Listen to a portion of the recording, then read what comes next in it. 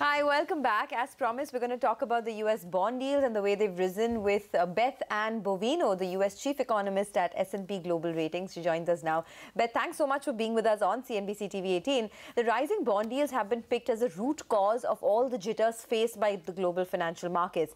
At 3.25%, the highest that they hit, do you think it's peaked for 2018? I would suspect it's actually, the irony is that it should have been higher a long time ago. It's actually, what was more surprising is how low the 10-year or the long-term rates have been. I'm not surprised to see a pickup. I think there's worries about the U.S. economy is rather strong, and that means the worry, of course, is that inflation is around the corner. So people are starting to price that into the 10-year. I think it makes sense. It also helps avoid the risk of an inverted curve. So in some senses, it's probably a good thing for the U.S. So, I mean, I'm not sure we got the reply. Do you see yields going beyond 3/4 in 2018 itself then? I think that what we're expecting is to see the 10-year hold. 2019, we're looking at to be at around maybe 3.25 or 3.5 at most. Put it in perspective, though, the historical average of the 10-year for the United States is 5%. So even if it goes up to 4%, and yes, that will hurt markets, and that's a concern, particularly for emerging markets, but it's a lot lower than what we have on average historically. Do you see the U.S. GDP annualized at 4% as achievable and sustainable, or do you see U.S. growth slipping because of the high bond yields? We're looking for that real jump, that big jump in the quarterly reading for GDP. It was nice to see. We haven't seen it in a long time, but one big factor on that is partly the tax package, but the other factor is that businesses were taking advantage of basically buying stuff, buying exports, for example, or importing stuff sooner. To avoid the tariffs down the road. So we think that was also kind of a temporarily unsustainable boost. We're expecting to see growth for the U.S. this year to be under 3%, but a nice reading, and slow down further in 2019 to about 2.3. So while much as we'd like to see a 4 or a 3 in our GDP numbers, we think it's probably going to follow a decimal point. Okay. All right, that will have some message for yields, though. But, you know, the higher U.S. yields and the strong dollar, among other things, of course, have been a pain point for emerging markets. Now, would you worry any more about emerging market currencies, or is that correction over for now?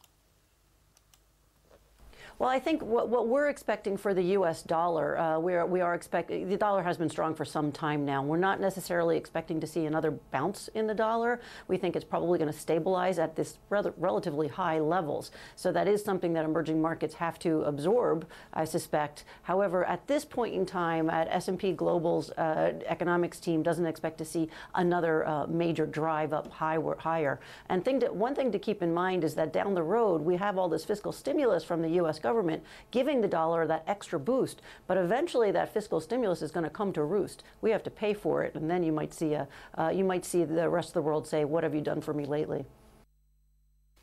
Well, more particularly, is the worst of the rupee depreciation behind us, you think? Because 2018 has been quite a tough year for the currency so far. I'm the U.S. chief economist. There's not too much I can say on the Indian economy, although I do say that one thing that India does have going for it, that is for example, the fiscal basically the debt that India has moved away from what would be in dollar-denominated debt. It's moved away to local currency, which certainly gives them some cushion when U.S. rates go higher. Oh yes, that has been a long-standing India policy, not to allow too much foreign debt, not even in our government bonds. Okay, since you spoke about US and you prefer speaking about global things, what about commodities, especially oil? How do you see crude oil prices panning out? We do have an oil forecast, but we also make it very clear that it's plus or minus $50 because it's very hard to predict oil prices. However, we will tell you, I'll tell you a couple of things that seems to give it some support, the oil price. One is the economy while we do expect it to see it slowing down in 2019, it's still holding up relatively well, slowing to a pretty nice rate. You have other political ramifications, which makes it much more complicated. You have the Iran sanctions, which puts upward pressure on prices. You have OPEC saying that they're going to support the oil prices, giving also more upward pressure. So what our expectation is while we don't see a major jump in oil prices, it's hard to imagine that we could see any sharp declines at this point in time. So that is something that the U.S. and many other countries, particularly oil importing countries, will have to grapple with. So then we must just brace ourselves for costlier oil, you think?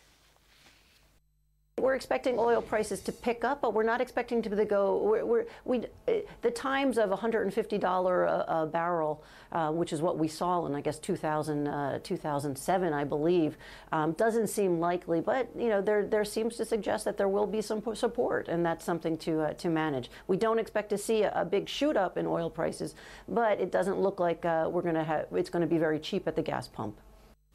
Thank you very much, Beth Ann, for joining us. I like the way you said that we give our oil forecasts with a $50 plus or minus. Take your point on that, but yes, there is an upward pressure on commodities and in particular on crude oil. Thanks a lot for joining us. And with that, we have to wrap up on Bazaar as well, with the note that the Sensex and the Nifty have maintained most of their gains, but the mid-caps is another story altogether. So ideas on the short and the long side lined up for you on Chartbusters. Thank you for watching Bazaar.